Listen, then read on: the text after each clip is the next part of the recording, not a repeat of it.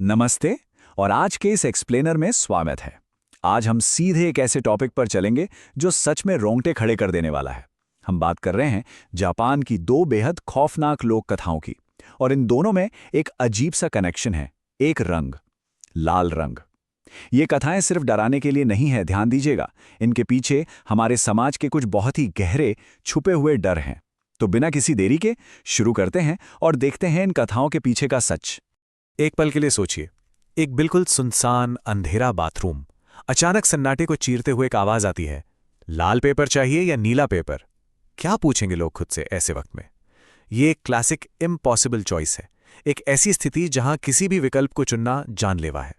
ये खौफ की शुरुआत है, उस चौथी स्टॉल के भूतिया रेस्टरूम की कहानी जो पढ़ने और सुनने वालों को आज भी अंदर तक डरा देती है।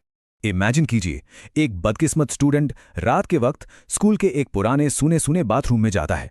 अपना काम पूरा करने के बाद जब वो टॉयलेट पेपर लेने के लिए हाथ बढ़ाता है तो वहां कुछ नहीं होता, पेपर बिल्कुल खत्म है। और ठीक तभी अचानक एक अनजान भूतिया आवाज गूंज उठती है और एक चुनाव करने को कहती है। एक ऐसी आवाज जिसका सोर्स कहीं दिखाई ही नहीं देता।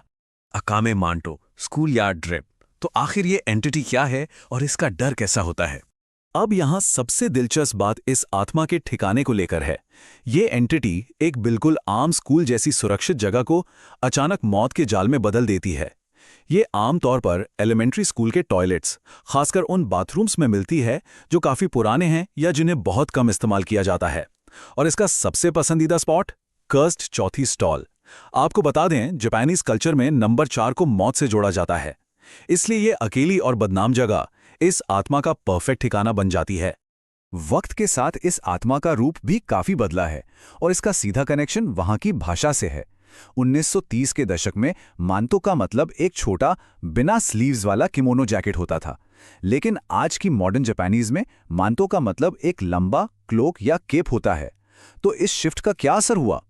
जब लोग आज इस आत्मा की कल्पना करते हैं तो वो उस पुराने किमोनो की जगह एक लंबा लाल हुडेड क्लोक पहने हुए एक एंटिटी को देखते हैं। भाषा के बदलने से डर का पहनावा ही बदल गया। The impossible choice. चलिए देखते हैं कि इस असंभव चुनाव का अंजाम क्या होता है। आखिर उस भूतिया सवाल का जवाब देने पर होता क्या है? अगर उस स्टूडेंट ने लाल चुना तो उसे इतनी बुरी तरह चाकू से मारा जाता है कि हर तरफ खून ही खून हो जाता है, या फिर उसकी चमड़ी इस तरह उधेड़ दी जाती है कि वो खुद एक लाल क्लोक जैसा दिखने लगे। पर अगर उसने नीला चुना तो शरीर का सारा खून चूस लिया जाता है या उसका गला घूंट दिया जाता है, जिससे मौत के बाद चेहरा बिल्कुल नीला पड़ जाता है।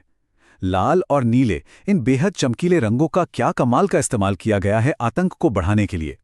लेकिन बात सिर्फ लाल और नीले तक नहीं रुकती। इस लेजेंड में और भी अजीब वेरिएशंस हैं। कहीं कहीं आगा मांतो को कैनादे नाम का एक बालों वाला योकाई बताया गया है जो शिकार को सहलाता है। कुछ स्टोरीज में लाल या सफ़ेद चुनने का विकल्प मिलता है, जहां लाल चुनने पर एक जीभ चाटने लगती है या सफ़ेद चुनने पर एक सफ़ेद हाथ छूता है। अब यदि कोई समझदारी दिखाए और बैंगनी यानी पर्पल पेपर मांग ले तो शायद बिना किसी नुकसान के बच निकले, पर चालाकी दिखाकर पीला पेपर मांगा तो उसका नतीजा होता है गंदे टॉयलेट के पानी में डूबकर मौत। हालांकि अगर कोई बस इतना कह दे कि मुझे कोई पेपर नहीं चाहिए तो शायद भागने के लिए और जान बचाने के लिए कुछ सेकंड्स मिल जाएं। आकाश शिवा का शैडो गार्डियन। अब शहरों के इन स्कूल से थोड़ा बाहर निकलते हैं। शहरी स्कूलों की बंद दीवारों से निकलकर खुले खेतों की तरफ आएं तो सामना होता है आकाशीता से, जिसका मतलब है लाल जीभ या लाल मुंह। ये बेहद रहस्यमयी आत्माएं दरअसल काले बादलों के रूप में आती हैं। इनके नुकीले नाखून और बालों वाले जानवरों जैसे भयानक चेहरे होते हैं, और इनकी सबसे बड़ी पहचान एक लंबी चमकदार लाल जीभ जो बाहर लटकती रहती है। इनका बाकी का शरीर हमेशा उन डरावने काले बादलों में छिपा होता है जो इनको एक अलग ही लेवल का डरावना बनाता है। लेकिन आकाशिता किसी स्कूल के बच्चे को अपना शिकार नहीं बनाता। ये एंटिटीज मुख्य रूप से किसानों पर नजर रखती हैं। ये त्सुगारु क्षेत्र में चावल के खेतों और खेती वाले गांवों के आसपास घूमती हुई पाई जाती हैं। इनका पूरा फोकस सिर्फ उन फसलों और किसानों पर होता है जहां पानी की जरूरत सबसे ज्यादा होती है। Justice in the rice fields. खेतों का न्याय किस तरह काम करता है, आइए ये देखते हैं। खेतीबाड़ी में पानी सिर्फ एक जरूरत नहीं, जीने और मरने का सवाल है। अब इस सीक्वेंस को ध्यान से देखिए कि गांव की एक समस्या कैसे एक भयानक सुपरनैचुरल घटना में बदलती है। गर्मियों में जब सूखा पड़ता है तो पानी की मांग आसमान छूने लगती है। ऐसे में अगर कोई लालची किसान अपने ही पड़ोसी का पानी चुरा लें, जो कि गांव का सबसे बड़ा जुर्म है, तब आकर्षिता अचानक प्रकट होता है।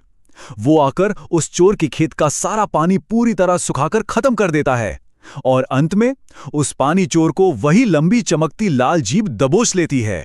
ये प्रकृति और कर्म के न्याय का एक बिल्कुल सटीक और डरावना रूप है। Mirrors of cultural anxiety. आखिर इन कहानियों का असल मकसद क्या है? तो यहां पर एक सबसे अहम पॉइंट निकल कर आता है। हम इन दोनों कथाओं को अगर ध्यान से देखें तो इनके पीछे का सच समझ सकते हैं। एक तरफ अफाका मंटो है, जो बड़े शहरों में पढ़ने वाले स्टूडेंट्स की बेचैनी और उन कठिन एकेडमिक सवालों के डर को दिखाता है, जिनके जवाब बिल्कुल असंभव लगते हैं। और दूसरी तरफ है अफाका शितारा। ये गांव की कर्मिक सजा और पानी के बंटवारे से जुड़े जीवन और मौत के संघर्ष को दर्शाता है। एक तरफ पढ़ाई और फेल होने का डर है, तो दूसरी तरफ फसल और सर्वाइवल की हकीकत। इस विचार को ध्यान से समझें। अकात मांटो बच्चों से एक असंभव सवाल पूछता है, जिसका कोई भी जवाब उन्हें एक भयानक अंजाम तक ले जाता है। यह एहसास एक क्लास टेस्ट में किसी ऐसे मुश्किल सवाल का जवाब देने से कुछ अलग नहीं है। कितना सच है ना ये दिखाता है कि कैसे एक बचने का रास्ता ना छोड़ने वाला भूतिया जाल दरअसल उस भारी दबाव और स्ट्रेस की बिल्कुल परफेक्ट झलक है, जो एक छात्र अपनी क्लासरूम में रोजाना महसूस करता है। इस गहरे विश्लेषण के अंत में एक बड़ा सवाल पीछे छूट जाता है।